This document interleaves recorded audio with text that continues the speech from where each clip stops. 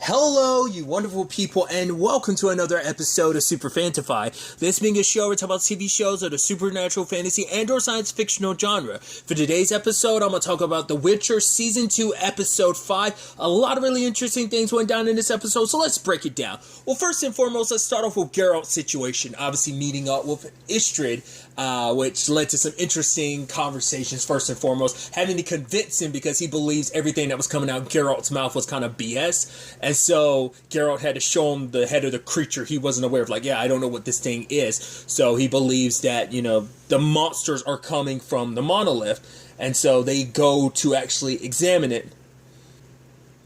And obviously, Istrid's, justification is, he's working with Nilfgaard because it's, right, it could help the elves at the end of the day, which is, right, it is kind of interesting that you're going to help with people who slaughtered an entire kingdom, killed tons and tons of people, but it's just, basically he's just saying, he feels like those two things aren't, congruent with each other. It seems like they actually, in fact, contradict one another to work with Nilfgaard while wanting to save, because it's Nilfgaard has kind of done nothing but kill lately, but obviously where things kind of stand between Francesca and, is it Francesca or is it something? I want to say it might have been Francesca. The person who's leading the elves right now, her and Fringilla, right? So, things are kind of different on that front. So, Nilfgaard's doing good in certain lenses, but still doesn't change the way they've kind of run rampant in other regards. And once again, just, completely and utterly demolished what is Sintra. I think it sets up the fact is that Istrid's willing to do whatever for the sake of his research because some guards are trying to stop them. Geralt knocked one out and then Istrid knocked out the other one, being I can be useful. So they make their way to the chasm that when the monolith fell in the first episode and left that crater, that Kravos, they ended up climbing down it. But the thing is, for Geralt, he was confused at first because he's right, there's no bones. If there were monsters here for whatever, he would think there would have been some sign of them, but it looks clear. And so the interesting thing about the monolith thing is it actually does a lot of world building and changes their very perception, because that's why Istrid's so interested in, because it's right, this changes everything we've ever known, because those things are super impenetrable. So for something to break the monolith, it's it has to be something of great power, showing just how deadly Ciri is if she could break something that no one else could. Once again, she didn't even do it on purpose, she did it by accident. But the conversation then becomes right, what if the monoliths aren't something that these monsters were sealed in? What if, in fact, the monoliths are essentially antennas that basically they're gathering energy and for something? And so the conversation starts kind of going further, and we kind of find out, Istrid kind of introduces the concept of, we believe the conjunctioning of spheres, everything came together, because everything and everyone lived in different worlds. The elves, the dwarves, the humans, and monsters, but then we all came to the same world upon the conjunction of spheres. We believe that the worlds stayed together. What if they pull back apart and the monoliths are connected to the other worlds? So that's why these monsters are popping out of nowhere. That's why they're new monsters. They're only new because they're new to us. They're new to this world because the monoliths act as a means of acting as a gateway to draw them here. And that's fascinating. So it's interesting because to be fair, it fits very neatly with the example I used previously of a whole the multiverse and the DC universe, everything collapsing into one Earth, but then slowly pulling back apart. It still fits, even with this new addition. It actually still fits perfectly in that regard. But obviously something else came about. Now I can't tell whether that's that dragon that pops up afterwards, whether or not, because it was drawn about because of Ciri, but she ends up causing the monolith. Well, she wasn't just cracking the monolith, because she grabbed it. It was shards of the monolith. Now the question is, do those shards of the monolith become a portal, or because it looks like the dragon itself was made out of stellacite, that material that the monolith's made. It looked like it was made from that. So I don't know whether she inadvertently made that, or was like I said, the stellacite just created a portal for it to come through. So it's so basically, I guess that's been happening the entire time. Every time she's ever accidentally used her powers, she's just been making monsters come through bit by bit. So, and the fact is that they're so drawn to her, like maybe like her power in its purest form is kind of it, like her powers maybe allow her to control monsters of this nature, because that would also explain like what's going on with the Leshy as well as that other thing, like they're being controlled. And like, because we learned that obviously the mages in the past learned to control monsters, but I mean that didn't work, and they ended up getting slaughtered by the monsters because they came too much out of their control, which once again it's just interesting how history repeated itself. Daglin still ended up going down that route, even though like that was already an issue in the past that was resolved, and then he just kind of basically made it happen yet again. But it's a little bit of a different thing because we Witchers already exist at this point in time to wipe them out. So we'll talk about that more when we get to Vesemir's side of things. But I thought it brought about a very like fascinating thing to think about in the grand scheme of things, because like someone is controlling it, but it might be someone from a different world. Like maybe it is someone from this world, but like the fact is they're after Ciri specifically. It's like she's drawn to them, and they are drawn to her because of her power. Her power is what brought them to this world in the first place. So, but that's what I'm saying, like maybe her ancestry and her power stems from being able to control these beasts from these other worlds. So, because it's interesting, Istrid actually tried to look into like Sintra's like history, and he goes through like Calanthe's like family tree. Now there's one side of the family tree that extends far out, like that's one parent, and it seems like the other side of her family stops at a certain point. One of the branches just stop, and there's like a huge chunk of an empty space on the page. So you're like, right, there's a lot there, because it actually feeds into a conversation. Cirilla and Vesemir had that conversation about, well, her having elder blood in her, but she thought like, well, there's no way because my grandmother hated elves so much. But Vesemir was kind of almost implying that basically like a hate like that runs so deep because you're lashing out because there's something inside of yourself you can't fix. So it's implying like they've got deep roots connected to the elves in like the elder sense, and maybe just because of that, like that disdain, that's probably why like Ciri being what she is, and maybe Pavetta being what she is, because she brought it up before, like, right, whatever that ability is, her mother had it, it skipped her, it went to Pavetta, and it seems like it's at its strongest in Ciri. Now, whether it's just because it's been in the bloodline long enough to fester like that, or maybe just along with the conversation of the mutations, maybe it's mutated every time it's been in a new generation, and now Ciri's at the point where it's like, nah, you are the end-all be-all, you are the de facto one, you're the one we've been waiting for type of thing.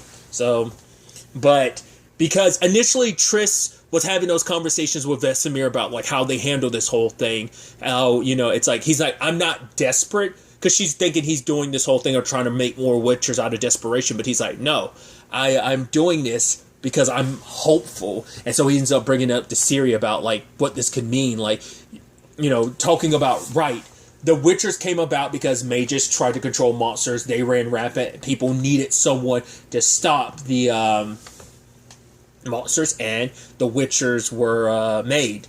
And obviously, you know, it's so interesting because they give you a lot of context for stuff that, like, the movie gives you, like, the backstory of, but if you didn't have it, you still wouldn't be lost. But, like, Vesemir just references, like, right, when Kaer Morhen fell, we lost all the means to make Witchers. That's why there's so few of us. So, but with your help, with your blood, we can make more, you know, and be able to kind of continue doing what we do, and that's fight monsters. And Ciri's like, right, she's willing to help. She wants to help. But she wants to be the first one, but Vesemir was like, no, we're not going to do that. For one, he's like, Geralt will never let that happen. You are Geralt's child. And she's like, I'm not a child. But he's also like, right, but we care about you. And because Vesemir has seen first and foremost, like, I mean, he went through it. He lost buddies to this.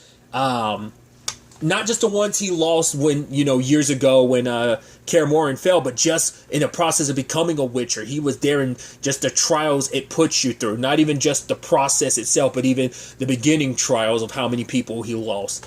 But then on top of that, he had to watch, like, children go through that, like, and so he's softened up. Like, probably him in the past probably wouldn't have, but that's once again the whole thing about, like, right, Witchers, they don't care, they don't feel anything, which is total BS. It makes it easier for people to be like, oh, you don't care, that makes you these uncaring creatures and beings. They try to, like, less humanize them, even though, yes, they're mutants and they're not as human, but they once were, That doesn't just get erased just because they become Witchers. It just makes it easier to believe that to be the case, but like I said, Vesemir just has no route wanting to do that because he legitimately cares about Ciri. Like we all do.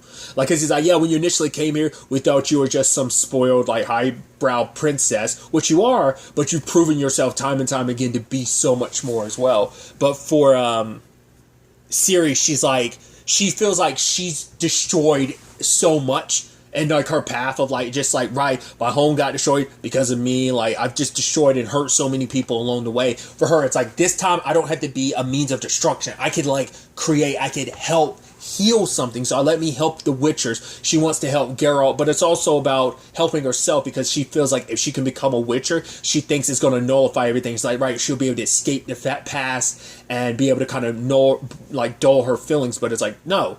Witchers feel, no matter how much people want to say they don't, but they do, and it's there is no escaping the past. Seeing how heartbroken and regretful Geralt is about a lot of stuff. A lot of the Witchers, Vesemir has a lot of regrets, and but it's just Ciri's understanding of Witchers is because, Geralt doesn't really open up about how he's feeling a lot of times, but it's there is a lot more depth there, and she realizes that too, but she just wanted an escape from everything, so they do test out the process, and it does seem with her blood, it can work. They have the mutagen. Now the question is, we just have to test it out to see if it actually works. Triss wants to actually help her, Ciri find another way. It's you could basically take a deep dive into your subconscious to find out, backroot your DNA of your ancestry to find out where you come from. Because you doing this, because for Ciri, it's her way to finally have some answers. Because the truth was hidden from her. A lot of her life ended up being a lie, and the only people who could ever give her answers to that truth are gone. So she thinks by becoming a Witcher, she'll find a new truth, a new path in life, and not be so adherent to her own past. She'll be able to just wipe it away and just right, I have a new path to follow, and that's all I'm going to be. I won't have to worry about this, but it's you will. I mean, once again, that's if you survive. I am curious if becoming a Witcher would nullify a lot of the issues, potentially everything circulating around Ciri, or would it just make it worse? Would she just die, or would she be able to fight the mutagen and not become a Witcher just because what's in her is already so strong? Would it be impossible? Kind of like a little bit of a spoilers Invincible thing, how Mark, it's right, pretty much because Viltrumite blood is so potent, even though he's half human, half Viltrumite, you might as well be a full Viltrumite because, your blood is that potent, So maybe it's kind of something like that. What is in Ciri, who she is, the Elder in her is so powerful, there's nothing that could ever be strong enough to overpower that, so. But Triss and her kind of take a deep dive in her memories, and, we can see, obviously, the Witcher she's come to know. We see Dara, we hear her grandmother. She ends up seeing Cahir in her vision, and when the time comes, Triss brings up the fact is that things there aren't working the way they're supposed to. The fact is the beings there are supposed to just be her subconscious, but they shouldn't be aware of them. They're looking and interacting with Ciri, and Triss is no, that's not supposed to happen. None of this is working the way it's supposed to, because her parents definitely knew something was up, because they were her father was if they ever found out what she was, they will kill her because they'll believe it.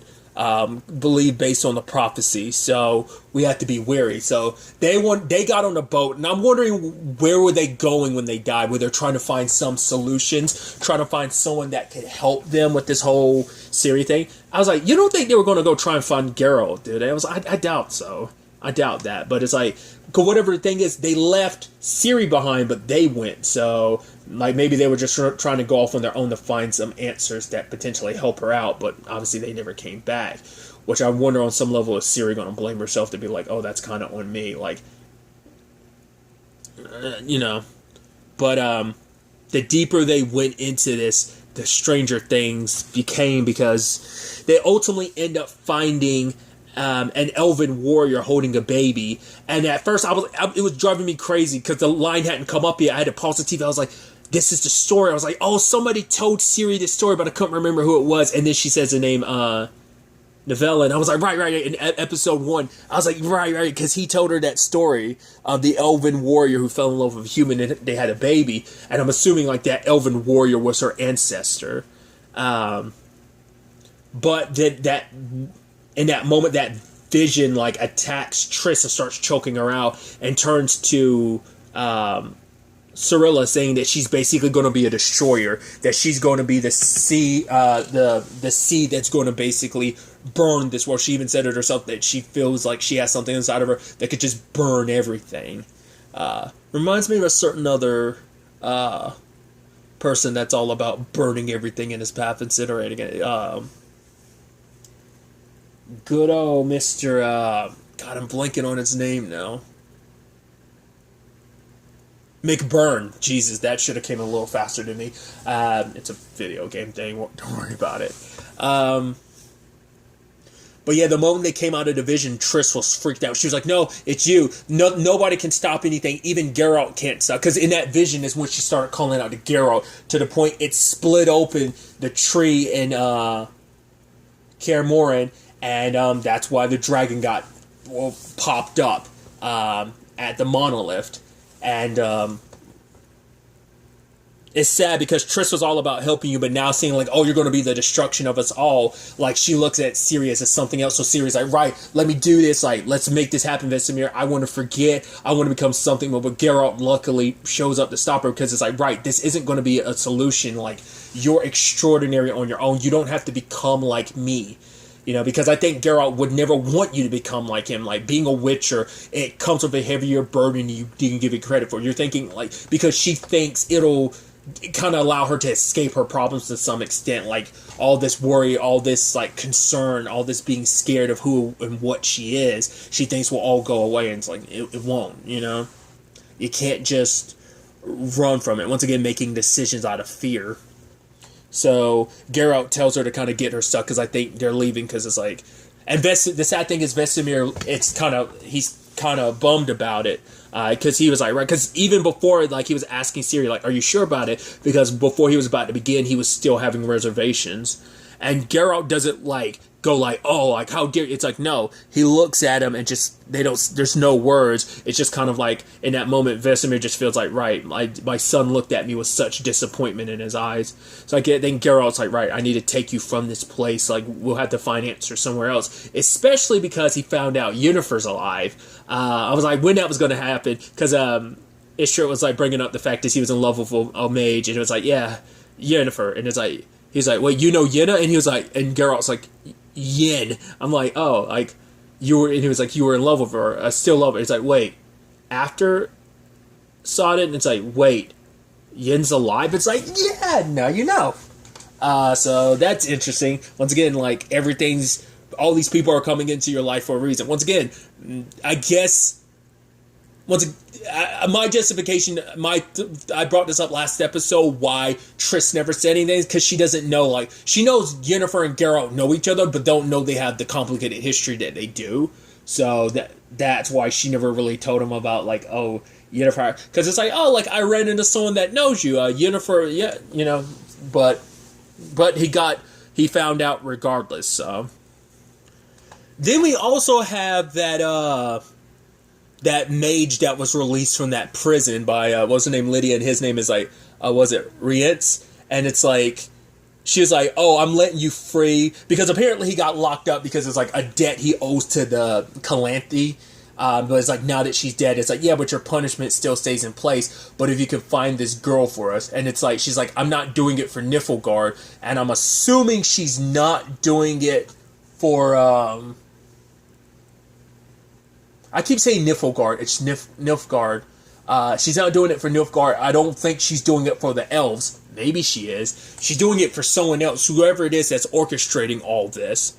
So he gets sent out to be the, you know, he's the pyromaniac. Because him snapping just makes me think of, oh God, what's his face? It's been so long since I've seen Fullmetal Alchemist.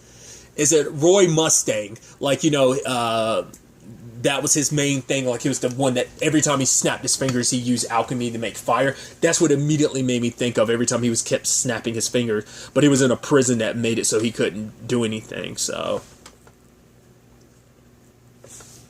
But he's sent to go find Siri, because everybody's after Siri.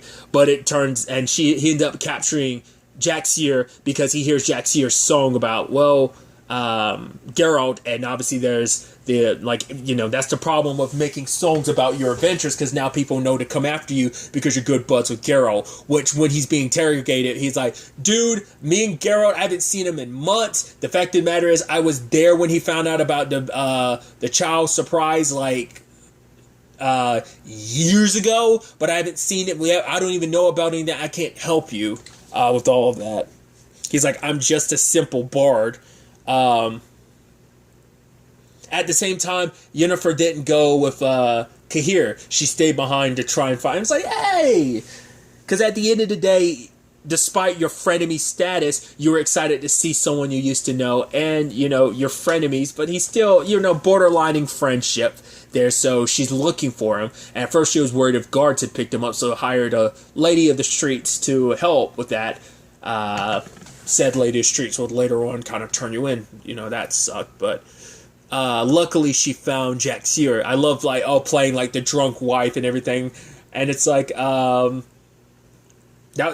magic and everything, but still got around it, because that guy was like, you know what, get out of here before I hurt you. And she spit alcohol into his flaming hand, and it spewed back in his face, and Burnham was like, oh, you poor bastard. Last time we saw him in the episode, he's probably recovering from the burns because it probably got into his eyes and everything, so he's pretty screwed because he never popped back up later on. But now, Jack Sear's right, he's after Geralt. It's like, why would that be? It's like, well, she's aware, she knows about the law of surprise, the child that kind of belongs to him. She just doesn't know her name and all that, because she never got a chance to, because she found out in episode 6, the last episode they were together, because, Geralt found out about her wanting a child, and was like, right, he had a child that he kind of didn't want, type of thing.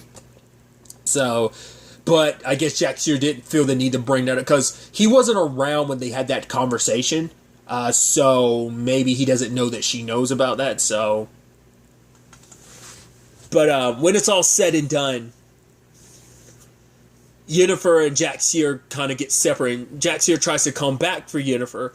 Sadly, she was captured, and the deathless mother is like, right, I can help you. All you have to do is ask. And she gets teleported to the deathless mother, and it's like, cool, I can help you get your power back. But Yennefer's like, I don't want to be in a position where I owe anyone anything. But it's like, right, look at your other two friends, Fringilla is in command now, and Francesca is someone that's in a position of, having hope again. So I can make your dream. I know what you want at your core, your powers and everything. But it's like, right, you want this, and turns it into Ciri. You have to find this girl and bring her to a black door in Central. Which immediately, when I'm thinking of black door, I'm thinking the Omega door in Lock and Key. It kind of makes me think of that, but. What I think is so, once again, the funny way things work out, because she doesn't realize that that's who that is. And whenever she does eventually run into Geralt and Ciri's going to be there, it's like, wait, this is that child. So it's like, right, Geralt's not going to be too happy about that. Or she's going to end up turning Ciri over before she's able to, because the thing is, Nilfgaard wants her too. In particular, Cahir wants her, so. That, once again, everybody wants her, because it's because once again, who does Lydia work for that wants her?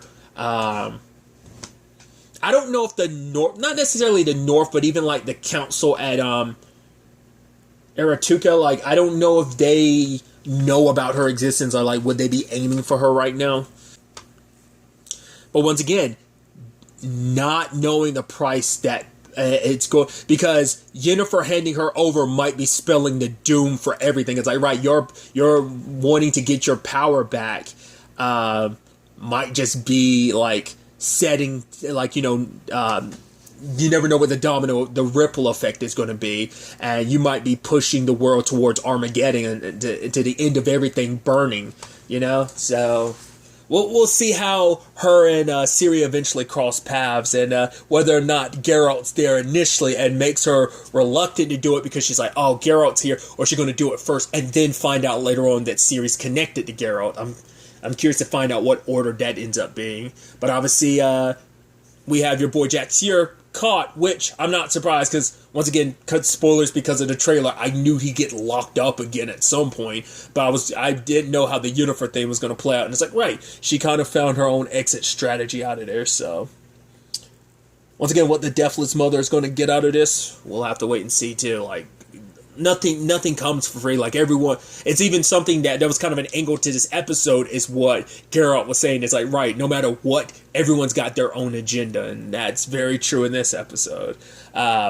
Especially because Cahir finds his way to to Sintra, and Fringilla and Francesca are actually buddying up because it's like, right, I've had leaders, I've had people follow me, but I've never actually had a partner, because they're like, because Fringilla's like, right, I wanted to kind of tell you like what was what, like, the fact is less people are coming in, the North is trying to block our paths and stuff like that, so it's like kind of giving her more of a heads up, because it's like, right, I want there to be an open communication between us. And even Priscilla was like, because Fringilla's like happy about it, because even Francesca's like, I'm not so used to something like this. So, but Cahir shows up to announce himself along with Dara, who's sneaking in behind enemy walls to an extent.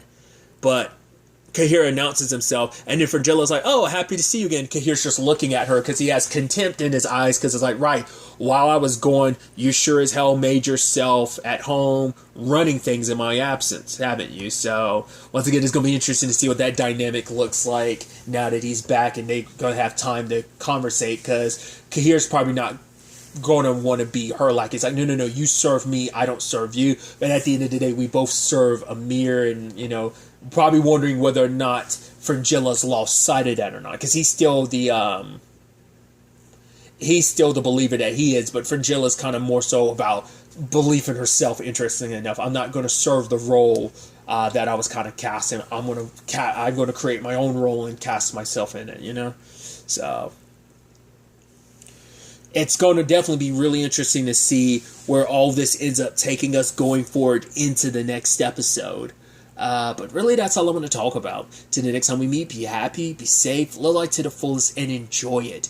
Good day, and goodbye.